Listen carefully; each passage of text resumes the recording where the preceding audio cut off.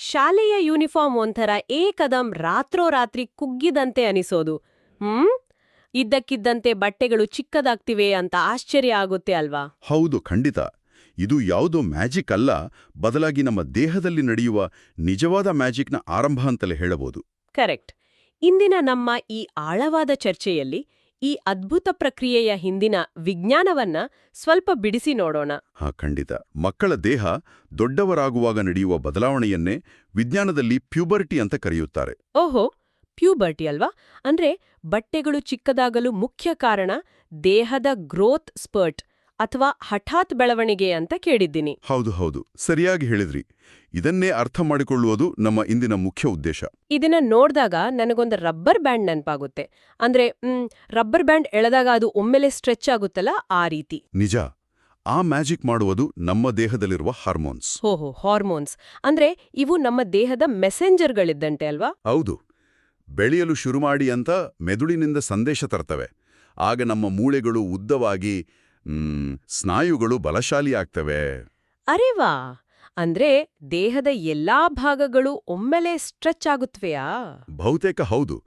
ಗಂಡು ಮಕ್ಕಳಲ್ಲಿ ಎದೆ ಮತ್ತು ಭುಜಗಳು ಅಗಲವಾದರೆ ಹೆಣ್ಣು ಮಕ್ಕಳಲ್ಲಿ ಸೊಂಟದ ಭಾಗ ಅಗಲವಾಗುತ್ತೆ. ಓಹೋ, ಅಂದ್ರೆ ಹಾರ್ಮೋನ್ಸ್ ಬಂದು ಅಲಾರ್ಮ್ ಹೊಡಿತವೆ ಅಂತಾಯ್ತು. ಆದ್ರೆ ಮೂಳೆಗಳು ಉದ್ದವಾಗುವುದು ಅರ್ಥವಾಯಿತು. ಮತ್ತೇನ್ ಡೌಟ್ ಇದೆ? ಆದ್ರೆ ಇದ್ದಕ್ಕಿದ್ದಂತೆ ಕೆಲವು ಮಕ್ಕಳ ಧ್ವನಿ ಒಡದಂತೆ ಅಥವಾ ಗರಗಸದಂತೆ ಕೇಳಿಸ್ತಲ್ಲ. ಹೌದು, ಇದು ಬಹಳ ಸಾಮಾನ್ಯ. ನನಗಿದು ಹಳೆ ರೇಡಿಯೋಗೆ ಸರಿಯಾಗಿ ಸಿಗ್ನಲ್ ಸಿಗ್ದಿದ್ದಾಗ ಬರುವ ಶಬ್ದದ ತರ ಅನಿಸ್ತೆ. ಇದಕ್ಕೂ ಆ ಹಾರ್ಮೋನ್ಸ್ಗೂ ಏನಾದ್ರೂ ಸಂಬಂಧ ಇದೆಯಾ? ಖಂಡಿತ ಇದೆ. ದೇಹದ ಹೊರಗಿನ ಆಕಾರ ದೊಡ್ಡದಾಗ್ತಿರುವಾಗಲೇ ನಮ್ಮ ಗಂಟಲಿನಲ್ಲಿರುವ ಲ್ಯಾರಿಂಗ್ಸ್ ಅಂದ್ರೆ ಧ್ವನಿಪೆಟ್ಟಿಗೆ ಕೂಡ ಬೆಳೆಯಲು ಶುರುವಾಗುತ್ತೆ. ಓಹೋ, ಲ್ಯಾರಿಂಗ್ಸ್ ಕೂಡ ದೊಡ್ಡದಾಗುತ್ತಾ? ಹೌದು. ಗಂಡು ಮಕ್ಕಳಲ್ಲಿ ಇದು ಗಂಟಿಲಿನ ಹೊರಗೆ ಆಡಮ್ಸ್ ಆಪಲ್ ಆಗಿ ಎದ್ದು ಕಾಣುತ್ತೆ. ಆಡಮ್ಸ್ ಆಪಲ್ ಅಂದ್ರೆ ಧ್ವನಿಪೆಟ್ಟಿಗೆ ಒಮ್ಮೆಲೆ ದೊಡ್ಡದಾಗುವಾಗ ಏನಾಗುತ್ತೆ? ಅಲ್ಲಿರುವ ಸ್ನಾಯುಗಳ ಮೇಲೆ ನಮ್ಮ ಕಂಟ್ರೋಲ್ ಸ್ವಲ್ಪ ತಪ್ಪುತ್ತೆ. ಅದಕ್ಕೆ ಆ ರೀತಿ ಗರಗಸದಂತಹ ಧ್ವನಿ ಬರುತ್ತೆ. ಅರೆಬರೆ ಸಿಗ್ನಲ್ ಹಿಡಿಯುವ ರೇಡಿಯೋ ತರಹ. ಹಾಗಾದ್ರೆ ಈ ರೀತಿ ಧ್ವನಿ ಬದಲಾದಾಗ ಮುಜುಗರ ಪಡುವ ಅಗತ್ಯವೇ ಇಲ್ಲ ಅಲ್ವಾ? ಸ್ವಲ್ಪವೂ ಇಲ್ಲ. ಇದು ಕೇವಲ ತಾತ್ಕಾಲಿಕ. ಧ್ವನಿಪೆಟ್ಟಿಗೆ ಸಂಪೂರ್ಣವಾಗಿ ಬೆಳೆದ ಮೇಲೆ ಧ್ವನಿ ಗಂಭೀರವಾಗಿ ಸ್ಪಷ್ಟವಾಗಿ ಕೇಳಿಸುತ್ತೆ. ಸರಿ, ಧ್ವನಿ ಆಯ್ತು, ಆಮೇಲೆ ಮೂಳೆಗಳಾಯ್ತು. ಆದ್ರೆ ಈ ಪ್ಯೂಬರ್ಟಿ ಸಮಯದಲ್ಲಿ ಮುಖದ ಮೇಲೆ ಮೊಡವೆಗಳು ಬರೋದ್ಯಾಕೆ? ಅದು ಕೂಡ ಇದೇ ಪ್ರಕ್ರಿಯೆಯ ಒಂದು ಭಾಗ. ನಮ್ಮ ದೇಹದೊಳಗೆ ಏನಾದರೂ ಅತಿ ವೇಗವಾಗಿ ಓಡುವ ಆಯಿಲ್ ಎಂಜಿನ್ ಶುರುವಾಗುತ್ತಾ? ಆಯಿಲ್ ಎಂಜಿನ್ ಅನ್ನೋದು ಬಹಳ ಸೂಕ್ತವಾದ ಹೋಲಿಕೆ. ಹಾರ್ಮೋನ್ಸ್ ಹೆಚ್ಚಾದಾಗ ಚರ್ಮದ ಅಡಿಯಲ್ಲಿರುವ ಸಿಬೇಷಿಯಸ್ ಗ್ಲ್ಯಾಂಡ್ಸ್ ಮತ್ತು ಸ್ವೆಟ್ ಗ್ಲ್ಯಾಂಡ್ಸ್ ಅತಿ ಹೆಚ್ಚು ಕೆಲಸ ಮಾಡಲು ಶುರು ಮಾಡ್ತವೆ. ಓಹೋ, ಸಿಬೇಷಿಯಸ್ ಗ್ಲ್ಯಾಂಡ್ಸ್ ಮತ್ತು ಸ್ವೆಟ್ ಗ್ಲ್ಯಾಂಡ್ಸ್ ಅಂದರೆ ಇದರಿಂದ ಚರ್ಮ ಮತ್ತು ಕೂದಲು ಎಣ್ಣೆಯುಕ್ತವಾಗುತ್ತಾ? ಹೌದು.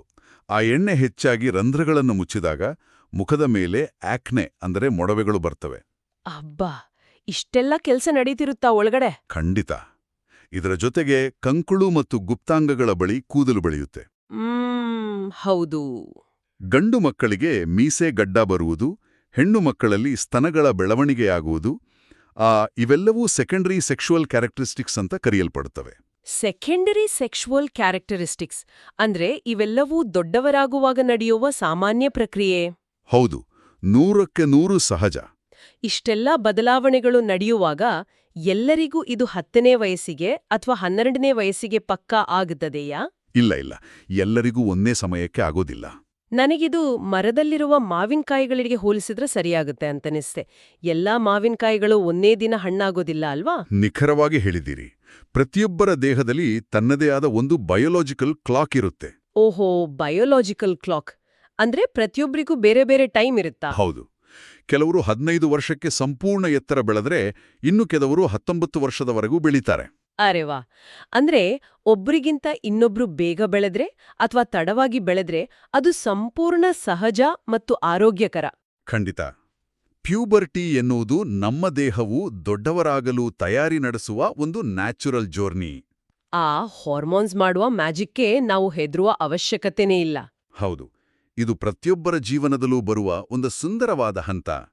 ದೇಹಕ್ಕೆ ಬೇಕಾದಷ್ಟು ವಿಶ್ರಾಂತಿ, ಒಳ್ಳೆಯ ಊಟ ಕೊಟ್ರೆ ಸಾಕು. ಕೊನೆಯದಾಗಿ ಯೋಚಿಸಲು ಒಂದು ಪ್ರಶ್ನೆ. ಪ್ರತಿಯೊಬ್ಬರ ದೇಹದಲ್ಲಿ ಬೇರೆ ಬೇರೆ ಬಯೋಲಾಜಿಕಲ್ ಕ್ಲಾಕ್ ಇಲ್ಲದೆ ಎಲ್ಲರೂ ರೋಬೋಟ್ಗಳಂತೆ ಒಂದೇ ದಿನ ಒಂದೇ ಸಮಯಕ್ಕೆ ದೊಡ್ಡವರಾಗಿದ್ರೆ ಈ ಜಗತ್ತು ಎಷ್ಟು ಬೋರಿಂಗ್ ಆಗಿರುತ್ತಿತ್ತು ಅಲ್ವೇ?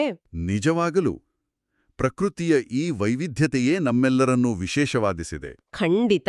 ಮುಂದಿನ ಆಳವಾದ ಚರ್ಚೆಯಲ್ಲಿ ಮತ್ತೊಂದು ಹೊಸ ವಿಷಯದೊಂದಿಗೆ ಸಿಗೋಣ.